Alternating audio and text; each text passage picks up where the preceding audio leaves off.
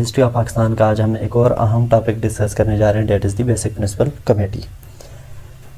पिछले सेशंस के अंदर हमने देखा था कि पाकिस्तान की किस तरह से पहली कॉन्स्टिट्यूएंट असम्बली बनी, क्या उसको फंक्शंस असाइन किए गए थे और क्या उसकी प्रोग्रेस रही। और उसके बाद हमने ऑब्जेक्टिव रेजोल्यूशन को देखा कि ऑब्जेक्टिव रेजोल्यूशन पेश होता है असम्बली के अंदर, 2/3 मेजॉरिटी के साथ पास हो जाता है। इसकी प्रोविजंस को भी हमने देखा, इसके ऊपर क्रिटिसिज्म आया, उसको भी हमने डिटेल में डिस्कस किया। इसके प्रोविजंस की बेस पे हमें ये पता चला कि पाकिस्तान का जो कॉन्स्टिट्यूशन बनने जा रहा है उसकी नेचर किस तरह की होगी। तो जो नेक्स्ट स्टेप उठाया जाना था कॉन्स्टिट्यूशनल डेवलपमेंट में, that was the to prepare a draft constitution. तो ड्राफ्ट कॉन्स्टिट्यूशन बनाया जाना था अगले स्टेप में जाके। तो उसके लिए जो पाकिस्तान के दूसरे गवर्नर जनरल थे ख्वाजा नाज़मुद्दीन, उन्होंने 12 मार्च 1949 को बेसिक प्रिंसिपल कमेटी इस्टेब्लिश की। मौलवी तमीज़ुद्दीन खान जो उस वक्त प्रेसिडेंट थे कॉन्स्टिट्यूएंट असम्बली के, इनको बेसिक प्रिंसिपल कमेटी का भी प्रेसिडेंट बनाया गया। लियाकत अली खान जो पीएम थे पाकिस्तान के, इनको बेसिक प्रिंसिपल कमेटी का वाइस प्रेसिडेंट बनाया गया। इस कमेटी का पर्पज़ था कि ऑब्जेक्टिव रेजोल्यूशन की बेस पे पाकिस्तान के लिए कॉन्स्टिट्यूशन डेवलप करना, या ड्राफ्ट कॉन्स्टिट्यूशन बनाना। जो बेसिक प्रिंसिपल कमेटी थी, इसको काम के लिहाज से 3 सब कमेटीज़ में डिवाइड किया गया। ठीक है, फंक्शन इसका था ड्राफ्ट कॉन्स्टिट्यूशन बनाना। तो इस कॉन्स्टिट्यूशन को डेवलप करने के लिए 3 सब कमेटीज़ बनाई गई। पहली सब कमेटी का काम था कि सेंटर और प्रोविंसेस के दरमियान पावर्स की डिस्ट्रीब्यूशन के मामलात को देखना। दूसरी सब कमेटी का काम था अडल्ट फ्रेंचाइज के मामलात को देखना कि कौन लोग इलेक्शन के लिए एलिजिबल होंगे और वोटर के लिए क्या एलिजिबिलिटी क्राइटेरिया सेट किए जाएंगे।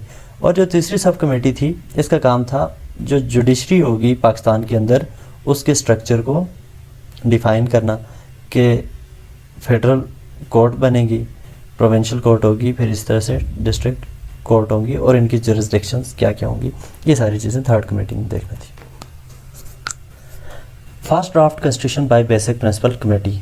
बेसिक प्रिंसिपल कमेटी ने 28 सितंबर 1950 तक अपनी पहली रिपोर्ट प्रिपेयर कर ली थी, जिसको फर्स्ट ड्राफ्ट कॉन्स्टिट्यूशन का भी नाम दिया गया। लियाकत अली खान जो कि वाइस प्रेसिडेंट थे बेसिक प्रिंसिपल कमेटी ने, उन्होंने इस रिपोर्ट को कॉन्स्टिट्यूएंट असम्बली के अंदर पेश किया। अब इसके क्या क्या फीचर्स थे, इस रिपोर्ट के अंदर उर्दू को पाकिस्तान की नेशनल लैंग्वेज करार दिया गया और ऑब्जेक्टिव रेजोल्यूशन को शामिल किया जाएगा पाकिस्तान के कॉन्स्टिट्यूशन के अंदर एज प्रेम्बल।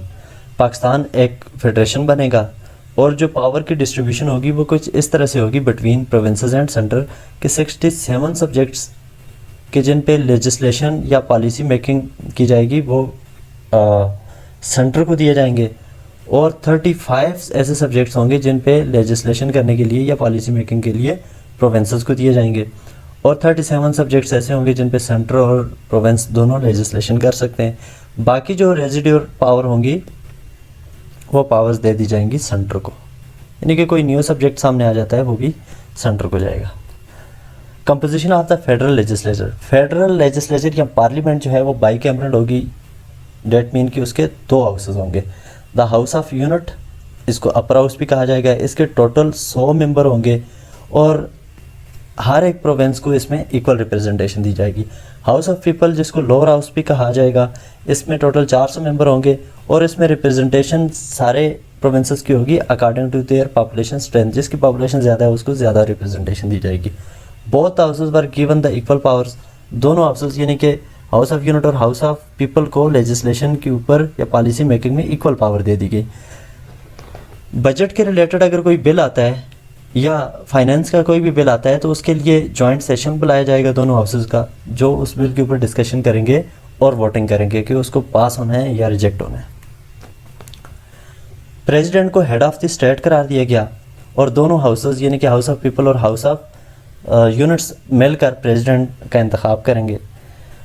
प्रेसिडेंट जो होगा वो प्राइम मिनिस्टर और उसकी कैबिनेट की एडवाइस की बेस पे काम करेगा और लेजिस्लेचर को ये अथॉरिटी दी गई कि वो प्रेसिडेंट को रिमूव कर सकते हैं via vote of no confidence. The president had the power to abrogate the constitution and to issue ordinance. President को ये पावर दी गई कि वो कॉन्स्टिट्यूशन को मंसूख करके ऑर्डिनेंस जारी कर सकता है। अब इसी तरह से आगे जो प्रोविंसेस थे, प्रोविंसेस को इन्फोर्स किया जाएगा कि वो प्रोविंशियल लेजिस्लेशन बनाएं अपनी अपनी, और इसी तरह से प्रोविंशियल गवर्नमेंट्स बनेगी प्रोविंशियल इलेक्शंस के through. Head of the state यानी कि प्रेसिडेंट जो होगा वो प्रोविंशियल गवर्नमेंट का हेड अपॉइंट करेगा, जिसको गवर्नर का नाम दिया जाएगा। सेंट्रल गवर्नमेंट का टेन्योर 5 साल का होगा। इसी तरह से जो प्रोविंशियल गवर्नमेंट होगी वो भी 5 साल के टेन्योर के लिए इलेक्ट होगी और काम करेगी। हर 5 साल के बाद प्रोविंशियल इलेक्शंस भी होंगे और सेंटर के लिए भी इलेक्शंस होंगे।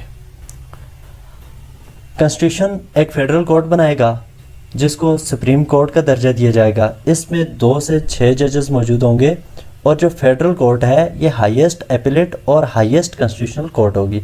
यानी कि अगर कोई प्रोविंशियल कोर्ट जो है वो कोई डिसीजन करती है और उसके डिसीजन को चैलेंज किया जा सकता है सुप्रीम कोर्ट के अंदर, इसलिए ये हाईएस्ट एपिलेट कोर्ट है। कॉन्स्टिट्यूशनल कोर्ट इसलिए कहा गया है इसको क्योंकि कॉन्स्टिट्यूशन के मतलब कोई भी प्रॉब्लम आती है, यानी कि लेजिस्लेशन हो रही है, क्या वो इन अकॉर्डेंस विद कॉन्स्टिट्यूशन हो रही है, या मान लें कि असम्बली का स्पीकर जो है वो कोई रूलिंग देता है, क्या उसने ruling in accordance with the constitution दी है, तो इन सब चीज़ों की एक्सप्लेनेशन भी सुप्रीम कोर्ट ने करनी थी, इसलिए इसको हाईएस्ट एपिलेट और कॉन्स्टिट्यूशनल कोर्ट कहा गया। There would be high court in province, हर एक प्रोविंस में हाई कोर्ट होगी और हाई कोर्ट को ये जुरिस्डिक्शन दी गई कि वो जुडिशियल रिव्यू कर सकती है। डेट मीन कि अगर कोई कमेटी बनी हुई है गवर्नमेंट की तरफ से या फिर कोई इंस्टीट्यूशन है या कोई गवर्नमेंट ऑफिशियल है, वो कोई पॉलिसी बनाता है या कोई डिसीजन लेते हैं ये, तो इनके डिसीजन को हाई कोर्ट के अंदर चैलेंज किया जा सकता है। इसके अलावा जो प्रेसिडेंट होगा वो बोर्ड ऑफ उलमा अपॉइंट करेगा कि जो लेजिस्लेशन होगी सेंट्रल लेजिस्लेशन के अंदर वो आया कि वो legislation in accordance with the principle of इस्लाम हो रही है या नहीं हो रही। बोर्ड ऑफ उलमा का ये काम था इसको चेक करना। इसी तरह से जो गवर्नर होंगे प्रोविंसेस के वो प्रोविंशियल बोर्ड ऑफ उलमा बनाएंगे कि जो प्रोविंशियल लेजिस्लेचर है वो जो भी लॉज बना रही है उनके ऊपर चेक एंड बैलेंस रखा जाए। अमेंडमेंट्स टू द कॉन्स्टिट्यूशन को के अंदर किस तरह से अमेंडमेंट्स लाई जा सकती हैं। कॉन्स्टिट्यूशन में अमेंडमेंट्स लाने के लिए जो सेंटर के 2 हाउसेज हैं, हाउस ऑफ पीपल और हाउस ऑफ यूनिट, उसमें एब्सोल्यूट मेजॉरिटी चाहिए और इसके अलावा जो प्रोविंशियल असम्बलीज हैं इनके अंदर भी एब्सोल्यूट मेजॉरिटी मिलेगी, तब कॉन्स्टिट्यूशन के अंदर अमेंडमेंट्स की जा सकती है। Criticism of the report. अब हम देखते हैं कि किस तरह से लोगों की तरफ से, माइनॉरिटीज़ की तरफ से और उलमा की तरफ से इस रिपोर्ट को क्रिटिसाइज़ किया गया। लोगों ने और उलमा ने इस रिपोर्ट को इस्लाम के लिए एक इंसल्ट करार दिया क्योंकि उनका मानना था कि इस्लाम को इस रिपोर्ट के अंदर या पहले ड्राफ्ट कॉन्स्टिट्यूशन के अंदर कोई ख़ास वक़्त नहीं दी गई। बोर्ड ऑफ उलमा तो बनाया गया लेकिन वो फ़कत एक एडवाइजरी बॉडी के तौर पर काम करेगा, यानी उसके पास किसी किस्म की वीटो पावर मौजूद नहीं है। अब इस रिपोर्ट को इस्लाम की पाकिस्तान की आइडियोलॉजी के ख़िलाफ़ भी करार दिया गया कि लोगों के साथ जो वादे किए गए थे उनकी भी खिलाफ वर्जी मौजूद है इस रिपोर्ट के अंदर। अब आइडियोलॉजी ऑफ पाकिस्तान क्या थी कि पाकिस्तान के अंदर इक्वलिटी होगी, लिबर्टी होगी, फ्रेटर्निटी होगी। इसके अलावा पाकिस्तान बना था इस्लामिक नेशनलिज्म की बुनियाद पे और इस्लाम को जो है वो इग्नोर किया गया इस रिपोर्ट के अंदर। और जो लिबर्टी की बात करें अगर, तो जो प्रोविंसेस थे, प्रोविंसेस को काफ़ी वीक किया गया, यानी कि उनकी ऑटोनॉमी कम से कम रखी गई पहले ड्राफ्ट कॉन्स्टिट्यूशन के अंदर। इसलिए इसको कहा गया कि it is subversive to the ideology of Pakistan, ये पाकिस्तान की आइडियोलॉजी के ख़िलाफ़ है। Under representation of Bengalis. Pakistan, east और वेस्ट पाकिस्तान को मिलाकर टोटल पॉपुलेशन का 60% से ज़्यादा ईस्ट बंगाल के अंदर या ईस्ट पाकिस्तान में मौजूद था और अपर हाउस के अंदर ईस्ट बंगाल को इक्वल रिप्रेजेंटेशन दी गई, जबकि उनकी डिमांड थी कि हमें, क्योंकि हमारी पॉपुलेशन ज़्यादा है, हमें 50% से ज़्यादा रिप्रेजेंटेशन दी जाए। नेशनल लैंग्वेज का इशू ये आया कि पाकिस्तान के अंदर 54% पॉपुलेशन ऐसी थी जो बंगाली स्पीकिंग थी और सिर्फ 8% पॉपुलेशन उर्दू स्पीकिंग थी और उर्दू को पाकिस्तान की कौमी ज़बान करार दिया गया। Distribution of power between the centre and provinces.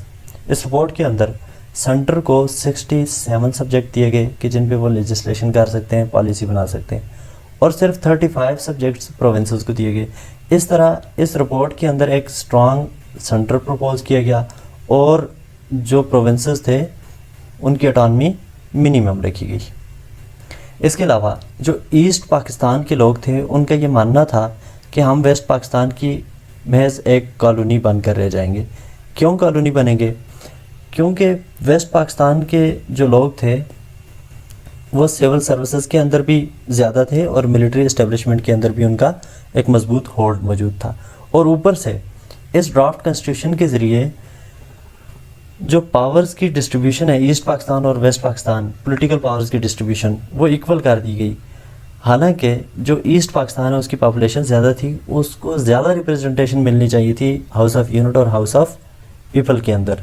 तो लिहाजा क्योंकि ऑलरेडी सिविल सर्विसेज में भी वेस्ट पाकिस्तान के लोग डोमिनेट कर रहे हैं, मिलिट्री इस्टेब्लिशमेंट में भी डोमिनेट कर रहे हैं, ऊपर से इनको पॉलिटिकल पावर भी ज़्यादा दे दी गई, तो ईस्ट पाकिस्तान वेस्ट पाकिस्तान की कॉलोनी बनकर रह जाएगा। 4 अक्टूबर 1950 को नवाए वक्त के अंदर इस रिपोर्ट को चार्टर ऑफ पीपल स्लेवरी का करार दे दिया गया कि ईस्ट पाकिस्तान को उसके राइट नहीं दिए गए, प्रोविंसेस के राइट जो हैं वो भी सेंटर को दे दिए, यानी कि तमाम के तमाम प्रोविंसेस और खुसूसन जो ईस्ट पाकिस्तान है वो वेस्ट पाकिस्तान ये सेंटर की के जो हैं वो स्लेव बन के रहेंगे। अब हम देखते हैं कि बेसिक प्रिंसिपल कमेटी ने किस तरह से सेकंड ड्राफ्ट कॉन्स्टिट्यूशन तैयार किया और उसके क्या क्या प्रोविजंस थे।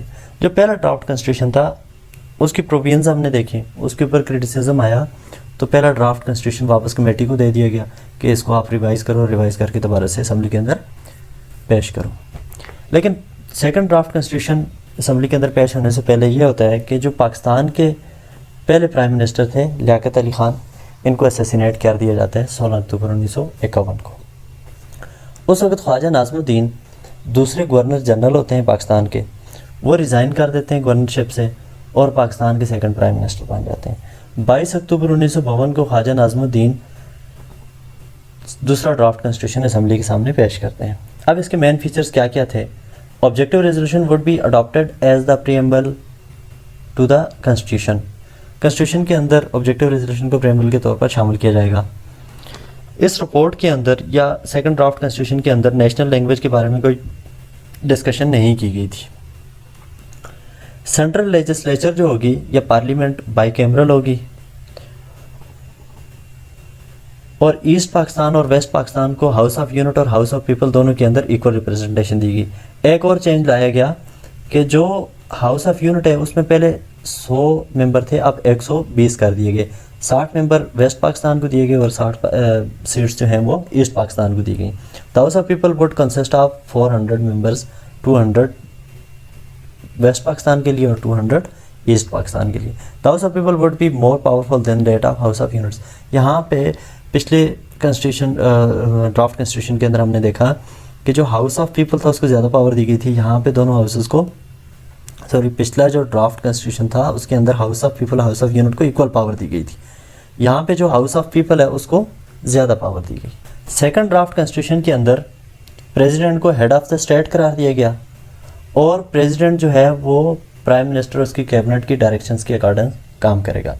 प्रेसिडेंट कोई भी लॉ पास कर सकता है अगर लेजिस्लेचर जो है वो सेशन के अंदर मौजूद नहीं है।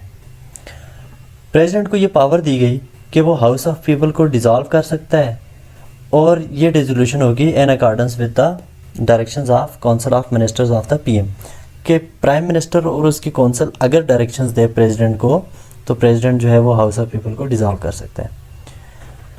Head of the state must be Muslim, कि प्रेसिडेंट जो है वो मुसलमान होना लाजम करार दिया उसका। और दोनों हाउसेस हाउस ऑफ पीपल और हाउस ऑफ यूनिट्स मिलकर प्रेसिडेंट को 5 साल के लिए मुंतखब करेंगे। इस्लामाइजेशन ऑफ लॉज, कॉन्स्टिट्यूशन के अंदर ऐसे क्लास शामिल किए जाएंगे कि जो इस बात को इंश्योर करेंगे कि इन फ्यूचर जितनी भी लेजिस्लेशन होगी वो in accordance with principal of इस्लाम हो। एक बोर्ड ऑफ उलमा बनाया जाएगा जो इस बात को इंश्योर करेगा कि जितनी भी लेजिस्लेशन होगी वो in accordance with the principle of Islam ही होनी चाहिए। सेपरेट इलेक्टोरेट सिस्टम, जो माइनॉरिटीज़ होंगी पाकिस्तान के अंदर उनके लिए जहाँ जहाँ उनकी पॉपुलेशन जो है वो ज़्यादा है तो उनके लिए सेपरेट इलेक्टोरेट सिस्टम मुतारफ़ करवाया जाएगा। प्रोविंशियल असम्बलीज़ बनाई जाएंगी, यानी कि हर प्रोविंस की अपनी लेजिस्लेचर होगी और प्रोविंशियल गवर्नमेंट बनेगी via provincial elections.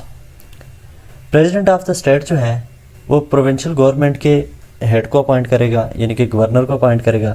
The tenure of the provincial government would be 5 years, 5 साल के लिए होगी प्रोविंशियल गवर्नमेंट। जुडिशरी में वही चीज़ें शामिल की गई जो प्रीवियस रिपोर्ट के अंदर थी कि जी एक सुप्रीम कोर्ट बनाई जाएगी, फेडरल कोर्ट, जिसको सुप्रीम कोर्ट का दर्जा दिया जाएगा। ये हाईएस्ट एपलेट कोर्ट और हाईएस्ट कॉन्स्टिट्यूशनल कोर्ट होगी। हर एक प्रोविंस के अंदर हाई कोर्ट होगी और हाई कोर्ट को ये पावर दी गई कि वह जुडिशल रिव्यू कर सकती है। Criticism on the report. अब दूसरी जो रिपोर्ट पेश की गई विद माइनर चेंजेस, इसमें कुछ चेंजेस लाई गई थी, लेकिन इसके ऊपर भी एक स्ट्रॉन्ग क्रिटिसिज्म आता है और ये रिपोर्ट भी पास नहीं हो पाती बल्कि रिजेक्ट हो जाती है। East Pakistan had more population than that of west Pakistan and was given equal representation in the house of units and in the house of people. अब अगेन ईस्ट पाकिस्तान की तरफ से ये क्रिटिसिज्म आया कि जी हमारी पॉपुलेशन तो ज़्यादा है, तो हमें हाउस ऑफ पीपल और हाउस ऑफ यूनिट दोनों के अंदर ज़्यादा रिप्रेजेंटेशन दी जाए, हालांकि इस रिपोर्ट के अंदर इनको इक्वल रिप्रेजेंटेशन दी गई थी।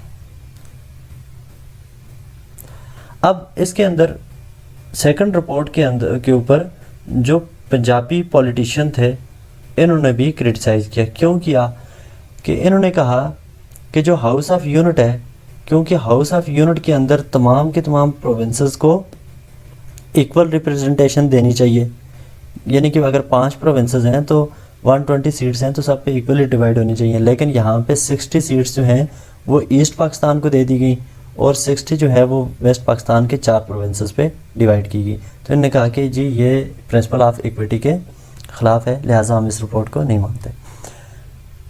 अब एक और चीज़ पे लोगों ने क्रिटिसाइज़ किया कि उलमा को वीटो पावर करार दिया गया है, जबकि उलमा जो है वो पार्लियामेंट का हिस्सा नहीं है। अब पार्लियामेंट जो है वो कोई भी लॉ पास करती है और उलमा पार्लियामेंट से बाहर बैठे हुए हैं और वो बाहर बैठकर उसको क्या कर देते हैं जी, वीटो कर देते हैं। तो इस चीज़ को क्रिटिसाइज़ किया गया स्ट्रांगली। आज के इस सेशन को समराइज़ करते हैं। आज के सेशन में हमने देखा कि किस तरह से बेसिक प्रिंसिपल कमेटी बनी, आगे उसकी सब कमेटीज़ बनी और इस कमेटी का पर्पस था ड्राफ्ट कॉन्स्टिट्यूशन बनाना। और इस कमेटी ने 2 रिपोर्ट्स दी, एक इसकी पहली रिपोर्ट थी और दूसरी सेकंड रिपोर्ट जो थी।